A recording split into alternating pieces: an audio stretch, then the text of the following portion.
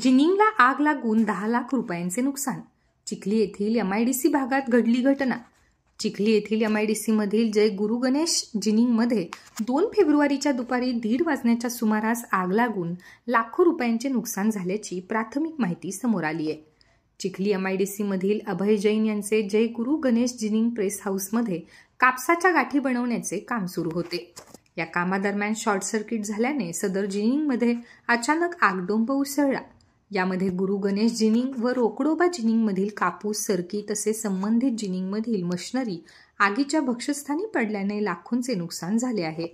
याबाबत माहिती मिळताच चिखली नगरपालिकेचे अग्निशमन वाहन तातडीने घटनास्थळी दाखल झाले.